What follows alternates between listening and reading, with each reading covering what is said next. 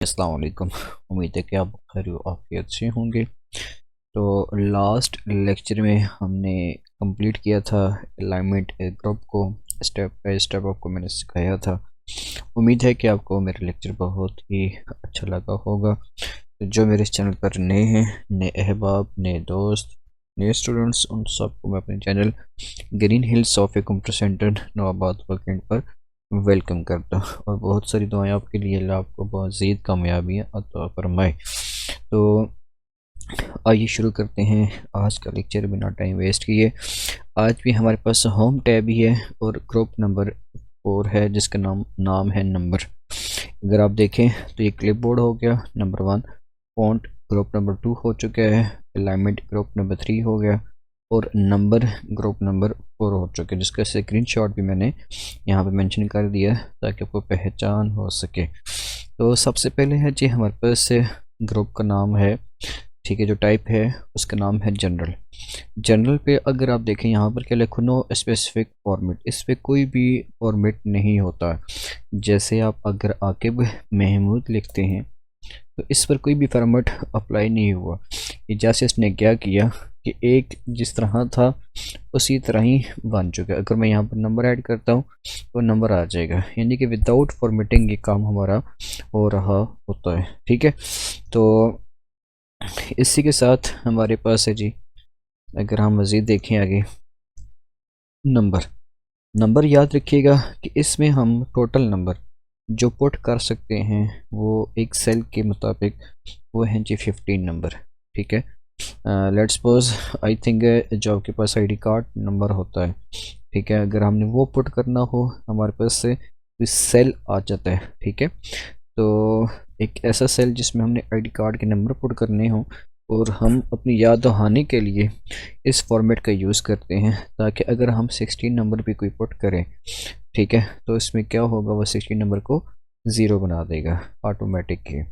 तो आइए हम यहाँ पर पुट करके दिखाता हूँ मैं आपको। ये मेरे पास है टोटल, अभी जो मैं पुट करूँगा 15 नंबर पुट करूँगा पहले स्टेप में। 1 2 3 4 5 6 7 8 9 टोटल नंबर 9 हो गए और 0 10 नंबर हो गए। 1 2 3, अब ये 10 यहाँ तक बन चुका है, 11 12 13 14 और ये 15। ठीक है, लास्ट नंबर मेरा 5 था, तो जैसे ही मैं इसको एंटर करूँगा तो देखें मेरे 2 डेसिमल प्लेसेस के बाद तक जो पॉइंट था उस तक हमारे पास 45, यानी कि जो लास्ट में 15 तक वो आ चुका है।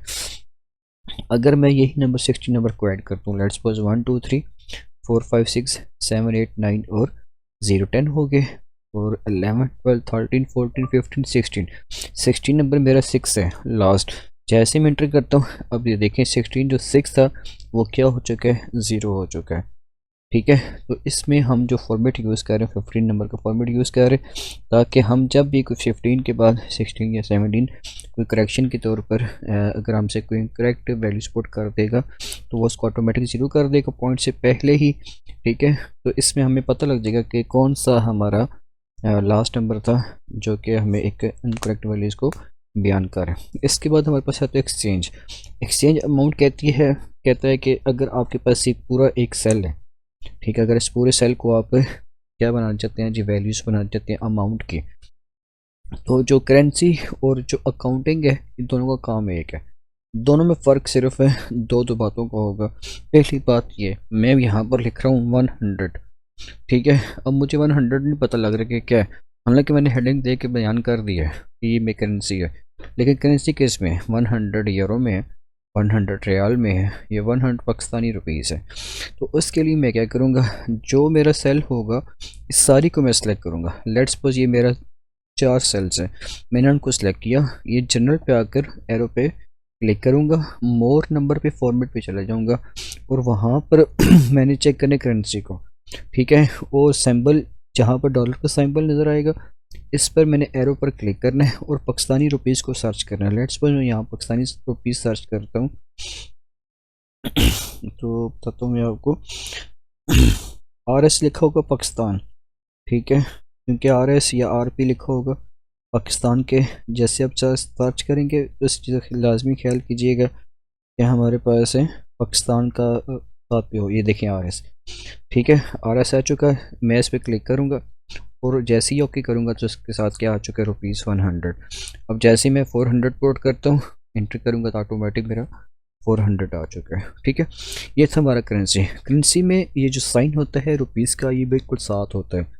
ठीक है, लेकिन अकाउंटिंग में क्या होगा कि इसमें एक स्पेस बनेगी। लेट्स सपोज मैं यहाँ पर भी लिखता हूँ 100।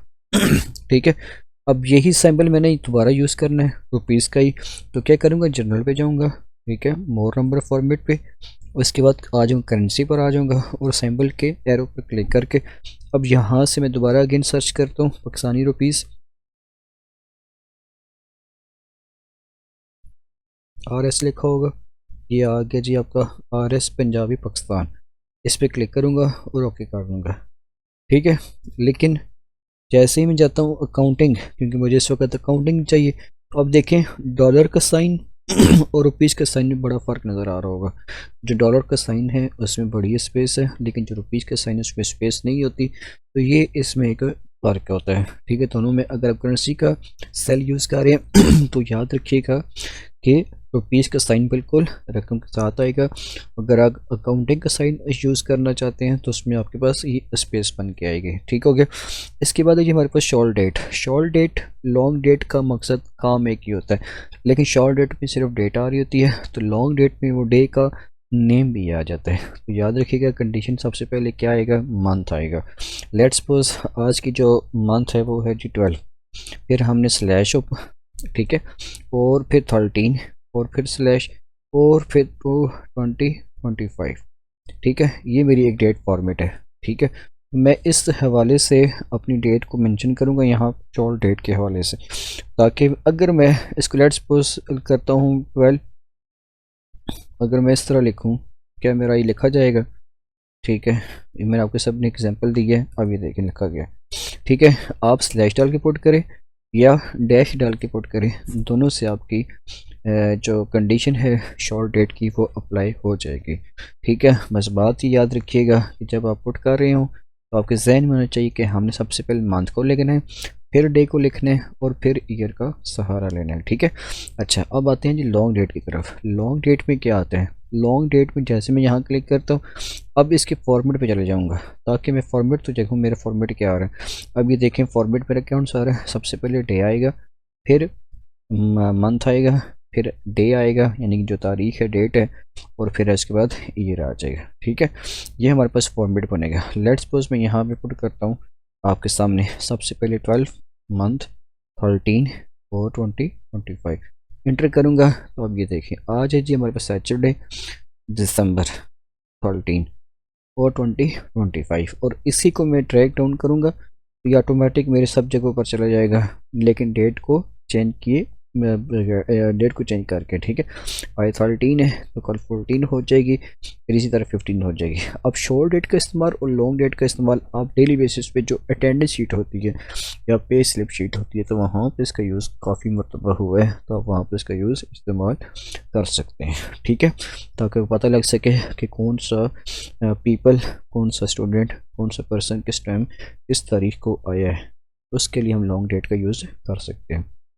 हमारे पास जो टाइम होता है वो दो तरह का होता है, एक AM और एक है PM। AM जो हमारे पास कहलाता है वो होता है कि रात 12 बजे से लेकर दिन के 12 बजे तक। ठीक है, ये हमारा AM कहलाता है। और जो हमारा PM होता है वो सुबह 12 यानी कि जो दिन के 12 बजे आते हैं और रात 12 बजे तक हमारे पास PM कहलाता है। लेट्स सपोज मैं डाटा एंट्री ऑपरेटर का काम कर रहा हूँ और एक एडमिन ऑफिस के तौर पर। ठीक है, तो मेरे पास डेली बेसिस पे कुछ स्टूडेंट आते हैं। ठीक है, कुछ अपने पास है एडमिशन के लिए। ठीक है, तो मैंने क्या करता हूँ कि कौन सा स्टूडेंट किस टाइम आया मेरे पास एडमिशन लेने के लिए, या लेट्स सपोज एक एम्प्लॉय है। ठीक है, एक मैं फैक्ट्री की बात करता हूँ, जो मेरे पास अटेंडेंस शीट होती है वहाँ पे हम क्या कर रहे हैं, टाइम को मैनेज कर रहे होते हैं कि कौन किस टाइम पे इन हुआ है और कौन किस टाइम पे आउट हुआ है। ठीक है, तो उसकी जो सूरत हाल है वो चेक करनी हो तो उसके लिए हम टाइम का सहारा लेते हैं। लेट्स सपोज एक बंदा हमारे पास आता है 11:06 पर, जैसे मैं एंटर करता हूँ अगला बंदा आता है जी हमारे पास 12:10 पे, और इसी तरह अगला बंदा हमारे पास आता है 3 बजे आता है। तो ये तीन टाइम लिखे हुए हैं, मुझे नहीं पता लग रहा कि इसमें AM कौन से और PM कौन से। उसके लिए मैं क्या करूँगा, उसके लिए पहले मैं सेल को सिलेक्ट कर लूँगा, जितने एरिया पर मैंने वो मतलब वो फॉर्मेट अप्लाई करना है उसके लिए मैं उतने जो है उस सेल पे मैं सिलेक्ट कर लूँगा। उसके बाद मैं आ जाऊँगा मोर नंबर पे, ठीक है, और यहाँ पे कस्टम पे क्लिक करूँगा और यहाँ पे मैं मेंशन करूँगा आगे क्या लिखूँगा, H, ठीक है, ये अपने पास बेशक नोट कर लीजिएगा। फिर इसके ऊपर डबल डॉट, फिर M, फिर स्पेस AM स्पेस और PM, ठीक है, ये एक फार्मूला है, ठीक है, फॉर्मेट है बनाने का। और ओके करूँगा तो आप ये देखें कि हमें दो चीज़ें इसने बता दी हैं, एक AM के लिहाज से और एक PM के लिहाज से, ठीक हो गया। इसके बाद बात करते हैं परसेंटेज की। लेट्स सपोज मैं एक अटेंडेड रिजल्ट शीट बना रहा हूँ। अब उसमें मैंने एक रिजल्ट शीट बना रहा हूँ, तो उस पर मैंने क्या करना है, उस पर मैंने एक रिजल्ट शो करवाना है जी परसेंटेज के हिसाब से। एक के नंबर हैं जी 67% है, एक के नंबर हैं जी 89, अब एक के हैं जी 76। अब इन तीनों में क्या है, इन तीनों का तो मुझे नज़र आ रहा है यार ये नंबर्स जो हैं ये हेडिंग की वजह से करके मुझे परसेंटेज को शो करवा रहे हैं।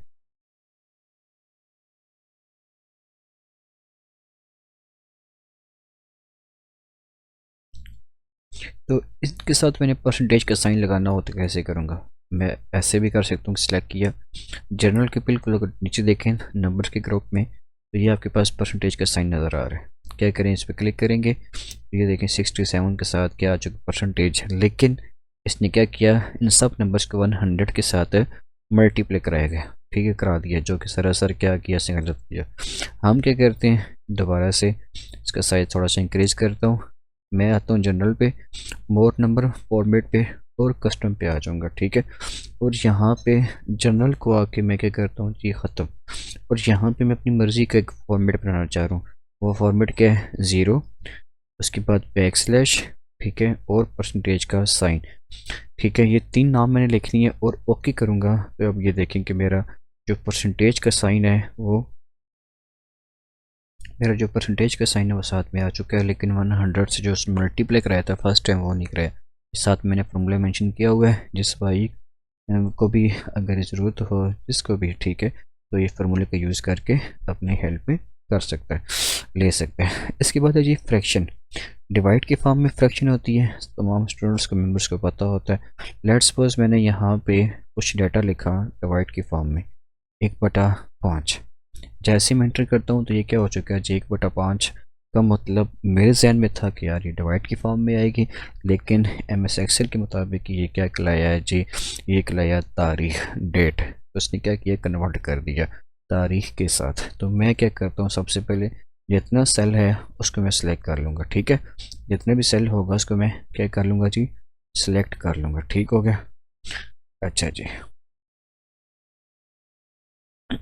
लेट्स सपोज ये मेरा सेल था, इसको मैंने सेलेक्ट किया। अब आ जाऊँगा जी मैं जनरल पर और यहाँ पे फ्रैक्शन पे क्लिक।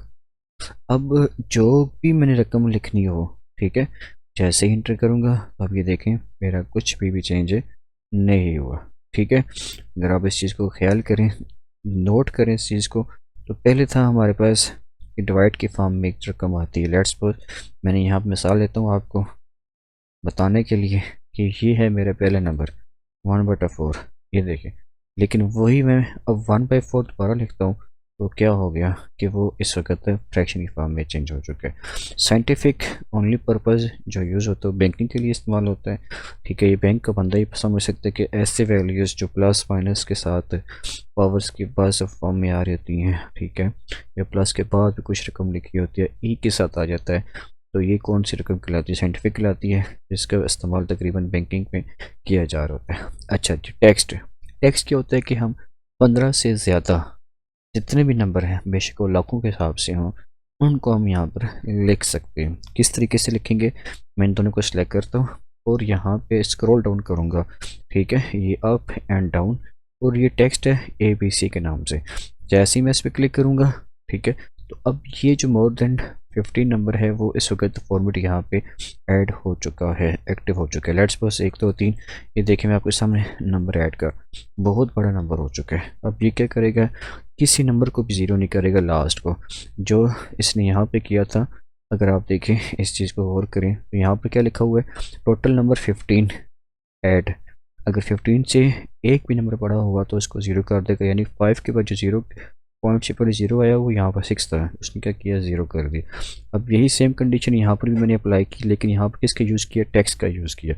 इस टैक्स की बिना पर उसने क्या किया कि किसी भी नंबर को उसने ज़ीरो नहीं किया। ठीक है, जितने भी नंबर्स थे हम अपनी मर्ज़ी से मुताबिक जितने नंबर हम लिखें तो हम लिख सकते हैं। ठीक है, उम्मीद है कि आपको मेरे इस लेक्चर की बहुत ही अच्छी तरीके से क्लियर हो चुका होगा, समझ आ गई होगी।